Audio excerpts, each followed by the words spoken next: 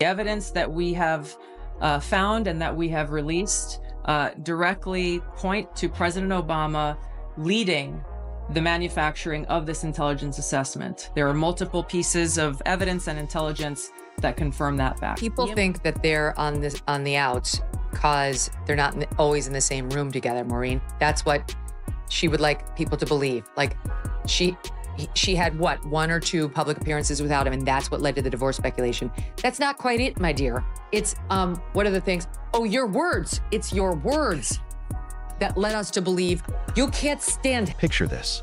Barack Obama walked around like he was untouchable, the golden boy of politics, sipping coffee and dropping slick one-liners. But out of nowhere, Megyn Kelly and Tulsi Gabbard stepped in like 2 warriors who never signed up for protecting legacies. What followed wasn't just a hit. It was a full-blown wrecking ball. The kind of takedown that would have made even Obama's teleprompter throw in the towel. Stay tuned, because this clash makes political roast battles look like bedtime stories. If you add it all up, even the year, if the odds were you're going to be married to your partner for 50 years and 10 of those years could be bad, you know, you'd sign up for it. You'd sign up for it. You'd sign up for it. You know, Right. and that's really how it works out. Is it, Michelle? It's not. I've been married for 17 and a half years, and not one was bad. I think she and he married the wrong people. Barack Obama has always moved through the political world with a shine that made him look untouchable, almost like a Marvel hero. He walked into Washington carrying the vibe of a smooth-talking visionary, the man who could turn hope and change into something that sounded like a chart-topping album ready to drop. The media loved him so much that if he sneezed, they'd call it a symbol of wisdom. He wasn't just a president, he became a brand. People didn't just vote for Obama, they bought into him. Happened next was we're gonna do a new assessment and we're gonna see what Russian interference was. Immediately, the media started reporting, it was huge. They interfered in everything. They tried to help Trump. So the answer to the homework was delivered to the media before the homework had been done. And then when the homework was officially delivered in January of 17 to Obama, shock of all shocks, it said what Obama wanted it to say, which was Russia, Russia, Russia. They wanted to help Trump. And off we were on the collusion allegations that would dominate the Trump first term. So now you have spoken to a whistleblower still inside the CIA who worked on that 17 ICA. And this person is telling us. You enjoying this video? Please make sure to subscribe the channel and hit the bell icon. But every shiny statue eventually meets a hammer, and in this case, 2 hammers arrived: Megyn Kelly and Tulsi Gabbard. If Obama's carefully curated image was the Mona Lisa of politics, Kelly and Gabbard basically showed up at the Louvre with spray paint, ladders, and zero patience for polite applause. Suddenly, the golden boy of politics looked a little less golden and a lot more like a man who had gotten away with some very expensive PR stunts. Of this are far-reaching and have to do with the integrity of our democratic republic. It has to do with an outgoing president taking action to manufacture intelligence to undermine and usurp the will of the American people in that election and launch what would be a years-long coup against the incoming president of the United States. Megyn Kelly was the first to step up with her blade. Playing nice has never been her style, unless you count smiling while tearing someone's credibility apart on live television. She's the walking version of a scalpel, precise, sharp, and guaranteed to make even the boldest politicians break a sweat in their custom suits. Kelly has spent her entire career refusing to blink in front of power. And if that meant dragging Obama's media-polished halo straight through the mud, she was more than ready to do it. To the pod, they got to watch it because, first of all, we're taking this thing apart tomorrow on the Mini Nerve. Good. He's got more chemistry with and affection for brother Craig than his own wife, if you look at the way they greet each other. And then my favorite thing is the staging now, because we all know that politics is about optics and stagecraft. Michelle's at this end of the table. Obama's all the way over here at this end, and brother Craig is between them like a mediator, like a marriage counselor. So if they're really still in love and together and not getting a divorce. What makes Kelly especially dangerous is that she comes armed with receipts. She's watched the media trip over itself to shield Obama from real scrutiny, and she never hesitated to call out how absurd that looked. While most journalists were busy writing love notes disguised as op-eds, Kelly stood there like the teacher exposing everyone's lazy homework. Picture a classroom where every student turns in essays praising the king. Then Kelly slams down a 5-page report exposing the king's tax fraud. That's her energy. Then comes Tulsi Gabbard. If Kelly is the scalpel, Tulsi is the sledgehammer. She's the kind of politician who couldn't care less whose feelings get bruised as long as the truth makes it out alive. Tulsi doesn't just throw shade, she flips the whole table. She's the type who can turn a polite dinner into a cross-examination within minutes. Unlike the usual crowd who only sit in cushy chairs making decisions, she lived through the aftermath of those decisions. So when she calls out foreign policy disasters or wars sold as humanitarian missions, she isn't guessing. She's pointing to the scars and saying, I was there. I saw what your hope and change really looked like on the ground. More fuel on the fire that there's a potential, maybe a divorce or some sort of rockiness going on in the Obamas' relationship. They both posted these mirrored, very choreographed Valentine's Day messages on X, but he was just seen at an LA, the basketball team, the Clippers, thank you, game without her. And then on Tuesday, he was spotted eating out at a fancy dinner in Sherman Oaks with both daughters, Malia and Sasha, but again, no Michelle, according to TM. And that's where the cracks in Obama's polished image start showing. For years, he was treated like the man who ended wars, bridged racial divides, and floated above Washington's swamp like some kind of political savior. But peel back the glossy speeches and celebrity glow, and his record looks a lot more like every other president who promised the moon and delivered parking tickets. Take foreign policy. Obama campaigned like he was going to shut down the war machine, tuck it into bed, and sing it a lullaby. Instead, he just swapped the batteries and upgraded the system. Drone strikes exploded. Civilian deaths blended into the background. Interventions were wrapped in poetic speeches about democracy. It was like the global community saying, "You seem nice. Here's a trophy before the movie even starts." But over the next 8 years, the set kept catching fire at home. Obama was celebrated as the man who would heal America's racial wounds. His election was supposed to mark the beginning of a new chapter, the proof that centuries of division had finally been left behind. What is your response to the former president? They're doing the exact same thing that people like Senator Warner are doing. He was the head of the Intelligence Committee at the time. They would have to admit and actually address the details of their complicity in this, or their absolute failure in conducting the most basic responsibilities of, again, asking, where is this intelligence coming from? What are the sources? What proof do you have of these of this high confidence assessment? Remember, John Brennan and James Clapper at the time assessed, and James Comey, with high confidence that Russia aspired to help Donald Trump win the election in 2016. But reality didn't exactly play along. Beneath the unity speeches, tensions kept boiling. Police shootings, riots, and cultural clashes didn't fade, they intensified. It was like slapping a fresh coat of paint on a crumbling wall, then acting surprised when the whole thing collapsed. That's where Megyn Kelly steps in swinging. She doesn't just note that the wall fell, she points out how the media applauded the paint job while ignoring the cracks. Obama got softball interviews, glowing magazine covers, and a press corps that looked more like unpaid interns at his fan club. Kelly tears through that double standard with surgical precision. Because let's be real, if any other president had expanded surveillance programs or ordered drone strikes that leveled entire villages, the media would have called it the apocalypse. With Obama, it was just another Tuesday, and Kelly doesn't let that slide. For Tulsi, Obama was no peace president. He was the man who swapped one war for another while pretending the world was gliding toward harmony. She frames him as someone who sold change, but quietly bolted down the same broken systems. Is still at it. And in this particular soundbite, she's got thoughts on relationships. Listen here. Relationships are long, and there are also ebbs and flows, right? So I think sometimes people who date don't realize that, in long-term relationships, you're gonna have deep, deep dips and you're going to have a bad year. You're going to have a bad. I tell people, and folks think that this is harsh. It's like you're going to have a bad decade.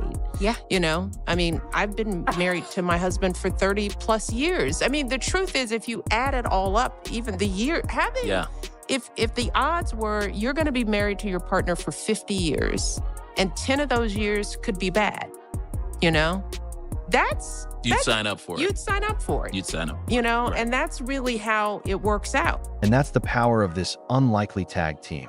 Megyn Kelly shatters the media bubble that kept Obama safe from real scrutiny, while Tulsi Gabbard goes straight for the policies hiding behind the pretty speeches. Together, they're like a political wrecking crew. One peels off the wallpaper, the other smashes the foundation.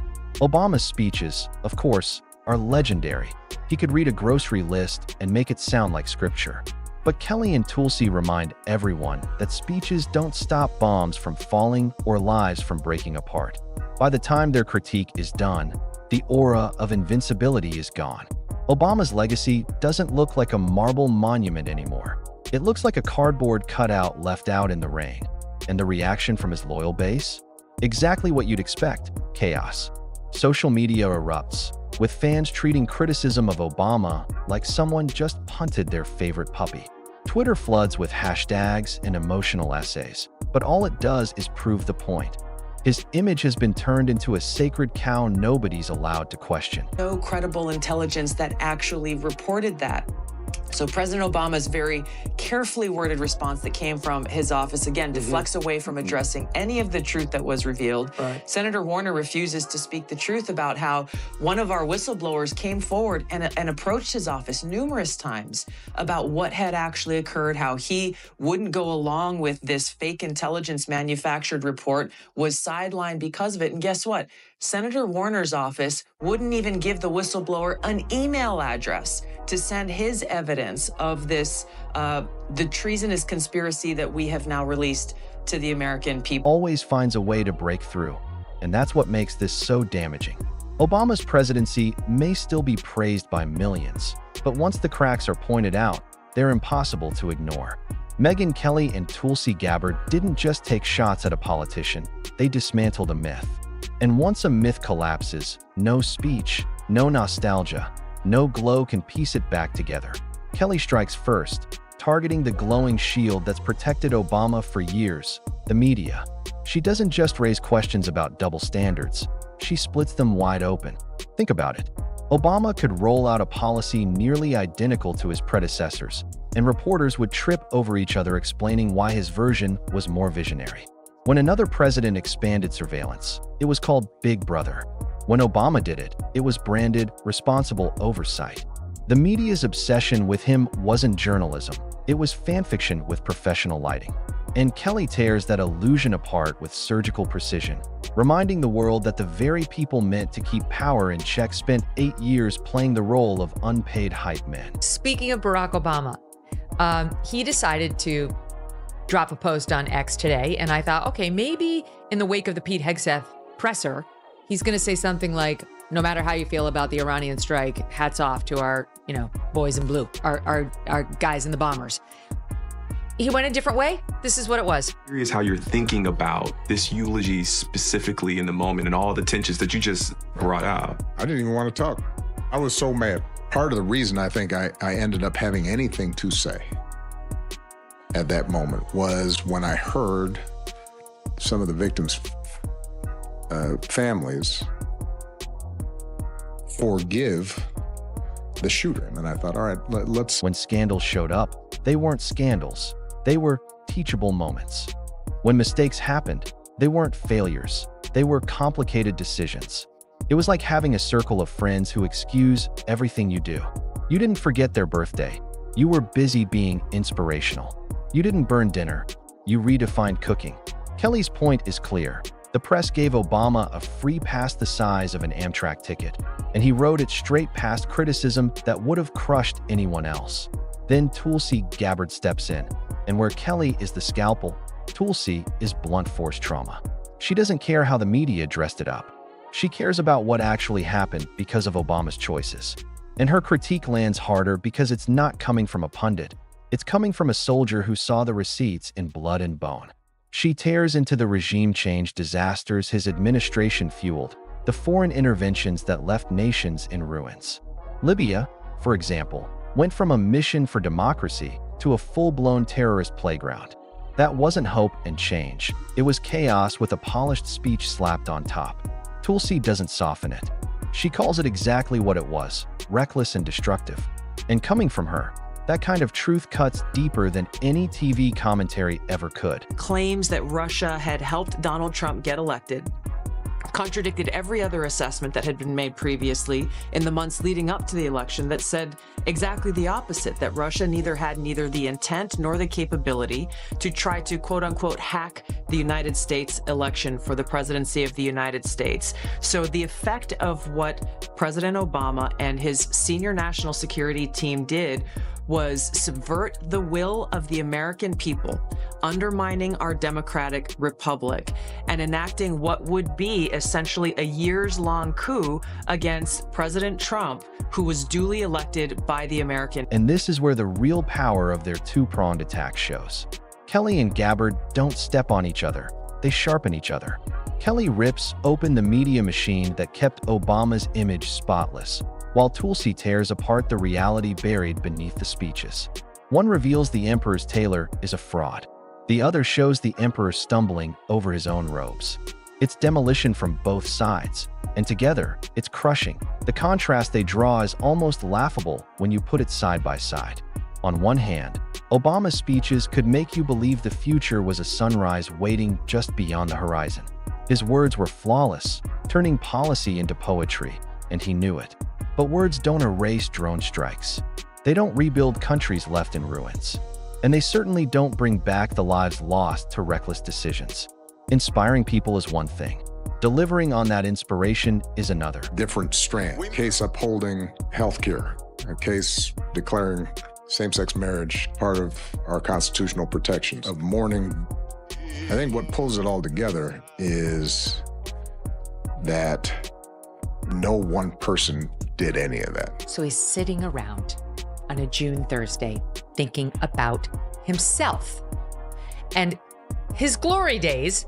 And to your point, Smug, I'm starting to warm up to Michelle Obama's POV. I mean, like, what is... Kelly drives the irony home by pointing out how the media swooned over the speeches while burying the reality. The surveillance state didn't shrink, it grew. Whistleblowers weren't protected, they were hunted. And that promise of a transparent government? It turned out to be about as clear as a brick wall. The same reporters who tore other presidents apart for the smallest mistakes suddenly looked the other way when Obama wandered into territory no champion of freedom was supposed to touch. Together, Kelly and Gabbard strip off the glossy finish and leave behind something far less flattering. Obama's presidency, through their lens, isn't the flawless masterpiece people like to remember.